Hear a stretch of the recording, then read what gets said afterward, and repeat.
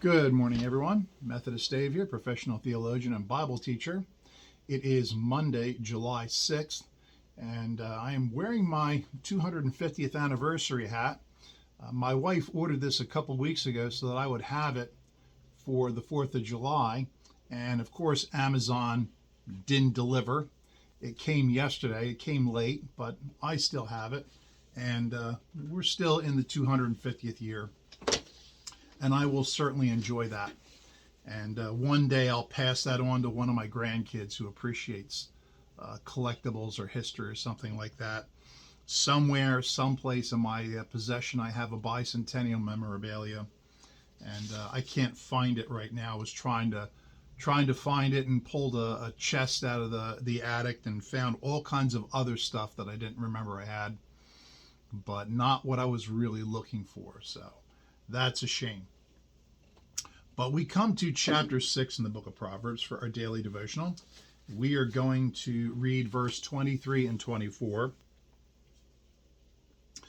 And in the larger narrative,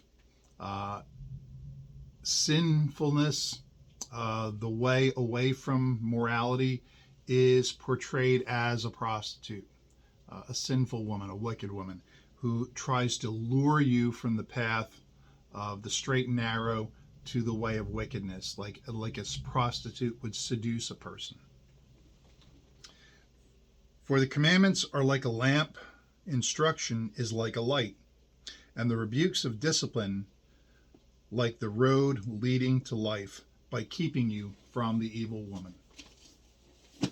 So, instruction and rules and boundaries and guidelines are designed to make your life better.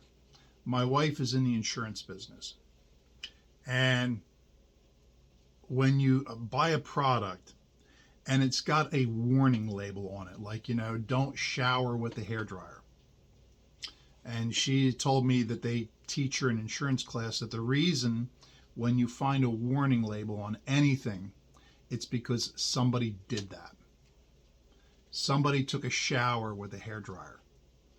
Somebody put a radio in the bathtub. Somebody put a plastic bag over their head. Somebody allowed a small child to climb inside a bucket.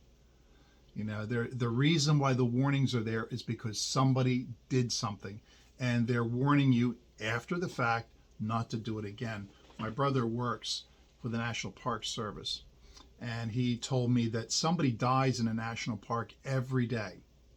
Most of the accidents are people who, trying to get better pictures, get too close to the edge, and there are signs that say stay back from the edge.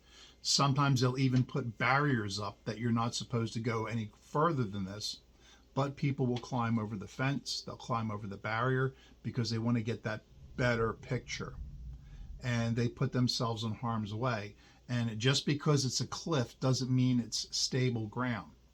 Generally, cliffs erode gradually over time, and they will fall under their own weight eventually. And if you put any more weight on them, like your body, you might cause them to give way. So a lot of people fall over barriers because they ignored a rule. They ignored this guidance, and they said, let me go get a better picture.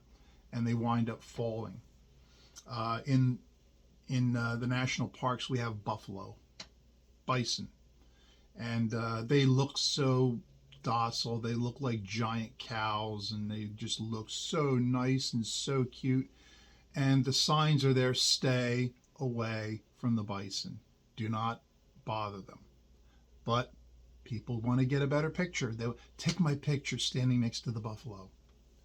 And sometimes they're nice, and sometimes they're just ornery.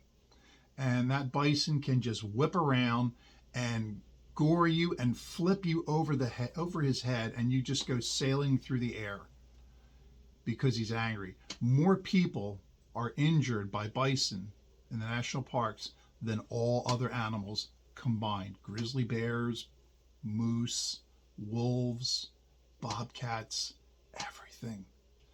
Bison are far more dangerous. They harm far more people, and almost always because the person didn't follow instructions. I've seen videos of people go on a river tours, and the guide says, do not put your hand over the water, do not lean over the water, because alligators and crocodiles, they can jump out of the water and get you. People taking tours in Africa with lion tours, and they say, do not put the window down. And people have rolled the windows down to get a better view, and the lion jumps into the truck with them and drags them out. You know, the rules are there, like a lamp brightening up a dark room, to keep you on the road to life and save you from the dangers of evil and even death. So whenever you see a rule, it's there for a reason. Whenever you see a barrier, it's there for a reason. Whenever there's a do not enter or a warning sign, it's there for a reason. Heed that warning. If you've got a question about this or any other subject, drop me an email, methodistdave@gmail.com.